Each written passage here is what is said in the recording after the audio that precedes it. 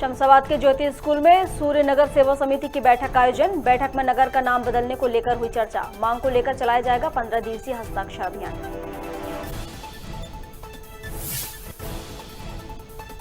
इंदौर में मामूली विवाद पर बदमाश ने युवक पर किया चाकू से वार। ऑटो रिक्शा टकराने की बात को लेकर हुआ था विवाद। सीसीटीवी फुटेज के आधार पर पुलिस कर रही जांच।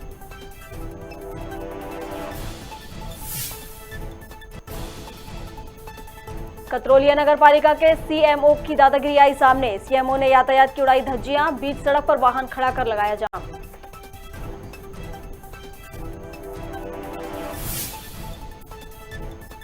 सुजालपुर में राष्ट्रीय सेवा योजना के सदस्यों ने वृक्षारोपण का किया आयोजन। एडीएम, एसडीएम समेत एनएसएस के छात्रों ने किया वृक्षारोपण। कार्यक्रम में कॉलेज प्रबंधन के सदस्य सहित विद्यार्थी रहे मौजूद। और उमरिया पुलिस ने जवान से लूट के मामले का किया खुलासा। पुलिस ने 2 आरोपियों को किया गिरफ्तार। फरार आरोपी की तलाश जारी।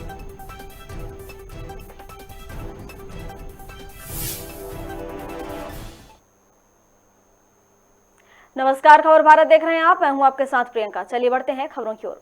वैसे तो नगरपालिका के सीएमओ की जिम्मेदारी नगर में साफ सफाई से लेकर ट्रैफिक व्यवस्था तक की होती है, लेकिन फिर भी एक ऐसा सीएमओ देखने को मिला है जो राहगीरों की मंशा मारते नजर आ रहा है।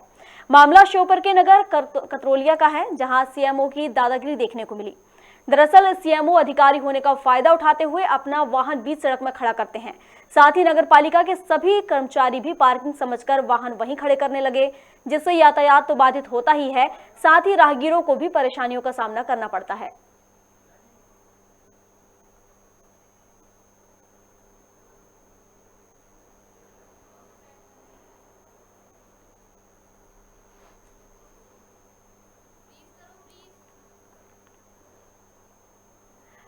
नगरपालिका के सभी कर्मचारी पार्किंग समझकर वाहन खड़े करने लगे हैं, जिससे कि यातायात प्रभावित हो रहा है।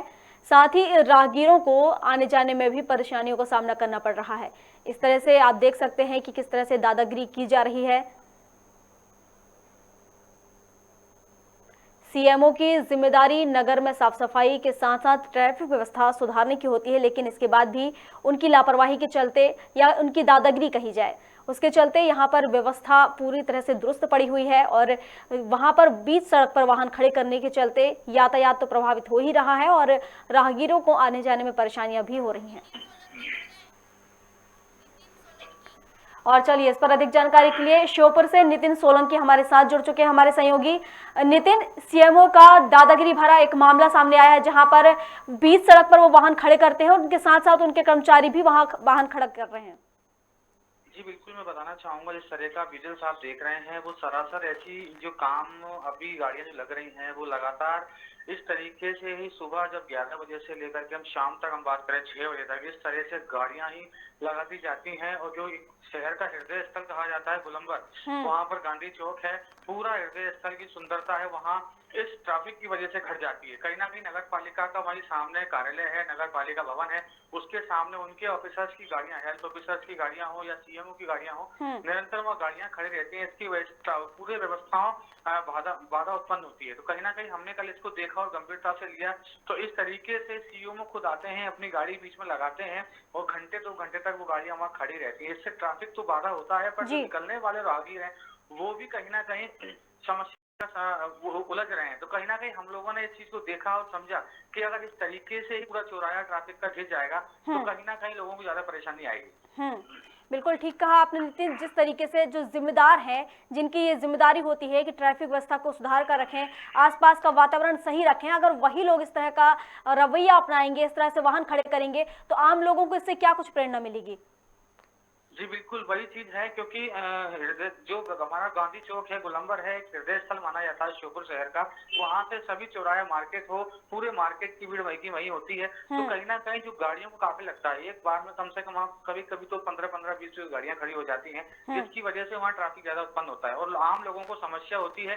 तो कहीं ना कहीं लंबा चक्कर काटने के बाद ही उनको मार्केट के अंदर जाना पड़ता है। ये सबसे बड़ी समस्या है। तो कल हमने इस चीज को देखा कि सीएमओ और लगातार हेल्थ ऑफिसर की गाड़ी तो वहाँ लगातार ही खड़ी रहती है, जिसकी वजह से वो एक अपना चाहे रुतबा मान लो या कोई दादागिरी टाइप की मान लो, जिसकी वजह से वहां पर वो इस तरह का माहौल बनाए हुए हैं और ऐसी समस्याएं नगर पालिका सीएमओ के सामने लगातार घटती रहती हैं। पर इस तरीके से एक अपना रुतबा जाहिर करना और अपनी दादागिरी के तौर पे इस काम को करना कि जहां बीच सड़क पर गाड़ी खड़ी करना फिर चले जाना, कहीं ना कहीं कुछ ऐसे हेल्थ ऑफिसर्स हैं जो बीच गाड़ी में नगर पालिका के आते हैं, गाड़ी लगाते हैं, फिर जूस की दुकान पे जूस ऑर्डर करते हैं और गाड़ी में खड़े करके पीते हैं, जिससे ट्रैफिक उत्पन्न बाधाएं होती है।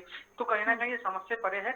तो इसी माध्यम से कल इस चीज को कवरेज किया गया और खबर भारत के माध्यम से हम इसको पूरा प्रयास करेंगे कि कहीं ना कहीं सुधरे और कहीं ना कहीं जो दादागिरी है इस तरह का माहौल बना हुआ है वो आगे उत्पन्न ना हो।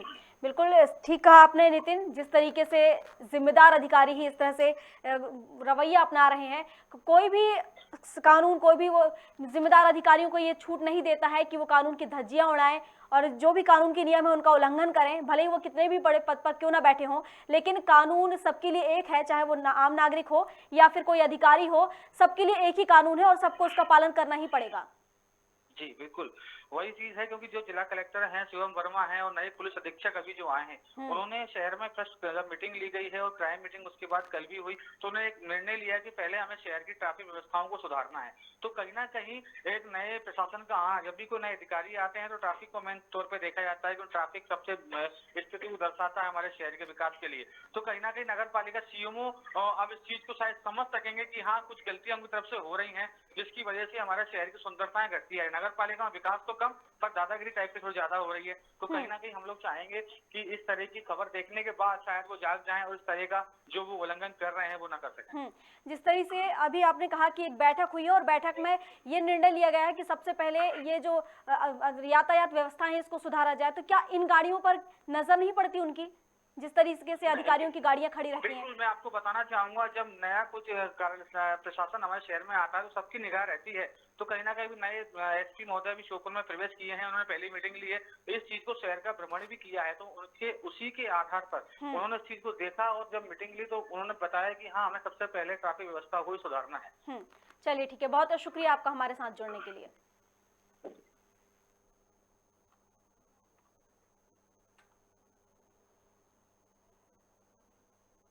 शमशाबाद के ज्योति स्कूल में सूर्य नगर सेवा समिति की बैठक का आयोजन हुआ, जिसमें समस्त सामाजिक संगठन, व्यापारी और गणमान्य नागरिकों के साथ नगर का नाम बदलने को लेकर चर्चा की गई। जिसमें सामाजिक कार्यकर्ताओं ने बताया कि 8 तारीख को वाहन रैली के माध्यम से जन जागरण अभियान सहित ग्राम पंचायतों में 15 दिवसीय हस्ताक्षर अभियान चलाया जाएगा, जिसमें कलेक्टर के माध्यम से मुख्यमंत्री तक नगर का नाम बदलकर सूर्य नगर करने की मांग की जाएगी।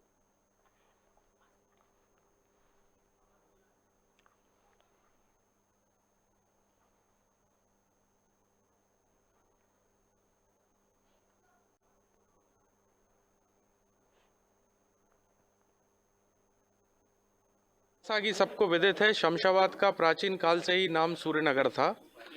वो सूर्यनगर पुनः स्थापित हमारे शहर का नाम हो, इस हेतु एक सूर्यनगर की पूरे नगर के सामाजिक संगठनों की, विभिन्न धार्मिक और समितियों की आज बैठक यहाँ पे आयोजित हुई है। उस बैठक में सभी वरिष्ठों ने, सभी युवाओं ने आज मिलकर तय किया है कि हमारे शमशाबाद का नाम जो पूर्व में सूर्यनगर था वह पुनः स्थापित हो। इस हेतु 8 तारीख मंगलवार को दोपहर 2 बजे सूर्यनगर में एक रैली के माध्यम से पूरे शहर को संदेश देंगे।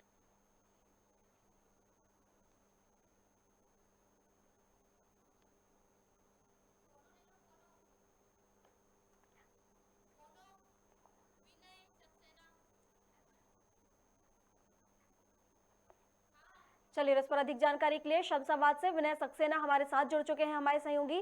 विनय, शमशाबाद में एक नगर सेवा समिति की बैठक रखी गई है, उसका आयोजन किया गया है, जिसमें उन्होंने नगर का नाम बदलने को लेकर बात कही है, उसकी चर्चा की है और उन्होंने उसको लेकर हस्ताक्षर अभियान भी चलाया है। मैडम, ये शमशाबाद में मीटिंग रखी गई है जिसमें शमशाबाद का नाम पहले सूर्यनगर था, बाद में इसमें आकांत राव द्वारा इस पे अतिक्रमण करके इसका नाम भी चेंज कर दिया था, शमशाबाद कर दिया था। उसके लिए दोबारा से अभियान शमशाबाद समिति द्वारा चलाया जा रहा है, जिसमें कल बैठक रही थी, जिसमें व्यापारी एवं शमशाबाद के गणमान्य नागरिकों ने बैठक करके निर्णय किया है कि इसमें इसका नाम पुनः सूर्यनगर रखा जाए, जिसके लिए 8 तारीख से ज्ञापन अभियान, हस्ताक्षर अभियान चलाया जाएगा, रैली निकाली जाएगी, जन जागरण किया जाएगा एवं मुख्यमंत्री के नाम ज्ञापन दिया जाएगा। और ये तब तक चलेगा जब तक कि शमशाबाद का नाम सूर्यनगर ना हो जाए। ऐसी उन्होंने सब लोगों ने मतलब कब से ये रैली निकाली जाएगी विनय जी? ये रैली जिस तरीके से अभी बैठक हुई है उसमें जो निर्णय लिया गया है, तो ये रैली कब से निकाली जाएगी? 8 तारीख को निकाली जाएगी दोपहर 2 बजे शमशाबाद में, जिसमें शमशाबाद और आसपास की ग्राम पंचायतों के लोग सम्मिलित होंगे और बस स्टैंड से रैली शमशाबाद से निकाली जाएगी। चलिए ठीक है, बहुत बहुत शुक्रिया आपका हमारे साथ जुड़ने के लिए।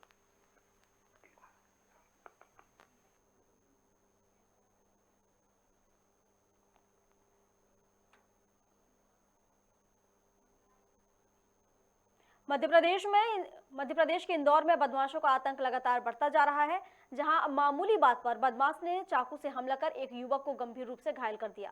घायल युवक को प्राथमिक उपचार के लिए निजी अस्पताल में भर्ती कराया गया है। मामला खजराना थाना क्षेत्र के फारूकी चौराहे का है। दरअसल ऑटो रिक्शा टकराने की बात को लेकर बदमाश तबरेज और पीड़ित शाजिद वकील के बीच झड़प हो गई, जिसके बाद गुस्से में बौखलाए आरोपी ने घटना की वारदात को अंजाम दिया। वहीं ये पूरा मामला सीसीटीवी फुटेज के आधार पर वहां कैद हो गया था, जिसके आधार पर अब पुलिस तलाश कर रही है। ये खजराना थाना क्षेत्र में फारूकी चौराहे के पास ऑटो को कट मारने को लेकर एक विवाद हुआ था, जिसमें आरोपी द्वारा फरियादी साजिद वकील साहब को चाकू से वार किया गया है, जिनमें उनको चोट आई और वर्तमान में उनका बॉम्बे हॉस्पिटल में इलाज चल रहा है, जैसी जानकारी है। और इस घटना की सूचना प्राप्त होने के बाद पुलिस ने तत्काल कार्रवाई करते हुए वहां मौके पर गई और उन्होंने सीसीटीवी फुटेज खंगाला, आसपास के लोगों से बात किया। इसमें आरोपी चिन्हित हो गया है और आरोपी को पकड़ने के लिए पुलिस की टीमें रवाना है। जल्दी उसको पकड़ के कार्रवाई की जाएगी।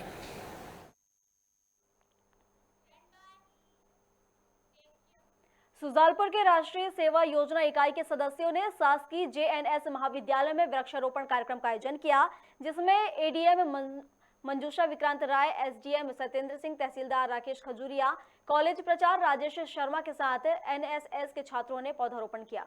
वहीं इस कार्यक्रम में बड़ी संख्या में राष्ट्रीय सेवा योजना इकाई के सदस्य, कॉलेज प्रबंधन के सदस्य सहित विद्यार्थी मौजूद रहे।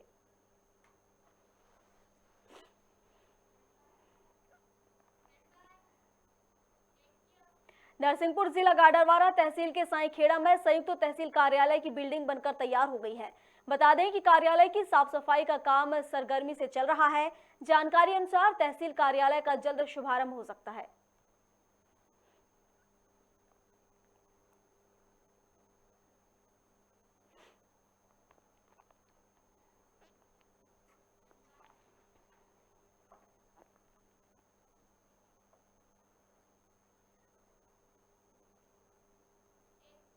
उमरिया में पुलिस ने जवान से लूट के मामले का खुलासा किया है।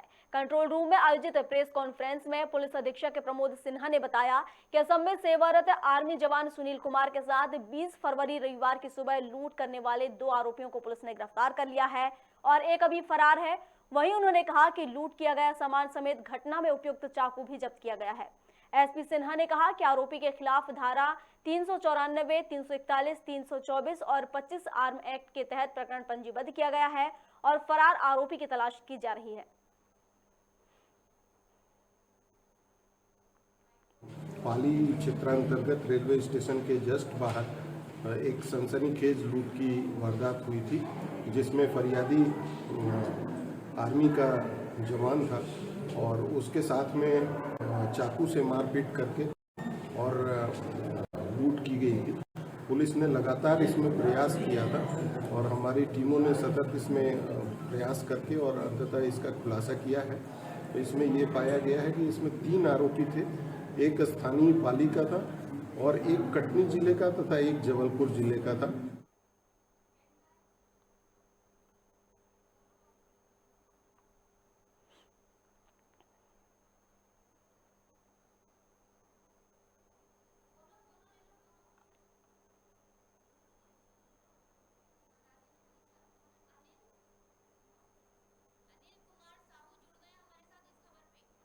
चलिए, इस पर अधिक जानकारी के लिए अनिल कुमार साहू उमरिया से हमारे साथ हमारे सहयोगी जुड़ चुके हैं।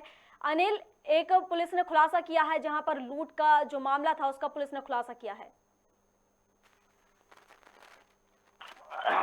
बतलाना चाहूंगी, कल दोपहर करीब 1 बजे उमरिया में प्रेस कॉन्फ्रेंस के दौरान उमरिया जिले के एसपी प्रमोद सिन्हा जी ने एक प्रेस कॉन्फ्रेंस के माध्यम से बतलाया कि जो विगत दिनों 20 फरवरी को बेसिंगपुर पाली में रेलवे स्टेशन के समीप ही एक सेना के जवान के साथ लूटपाट हुई थी। उस लूटपाट में 3 लोगों पे संदेही थे, जिसकी गिरफ्तारी उमरिया पुलिस के द्वारा की गई है और उन्हें गिरफ्तार कर जेल भेजा गया है।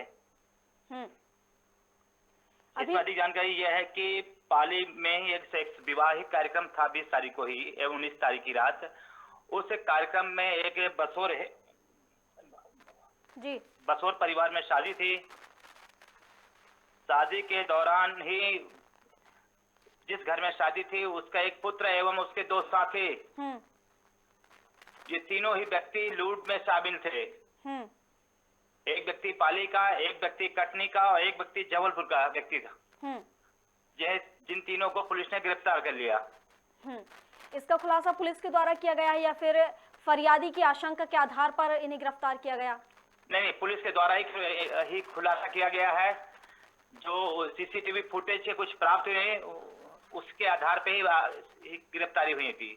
चलिए, ठीक है, बहुत शुक्रिया आपका।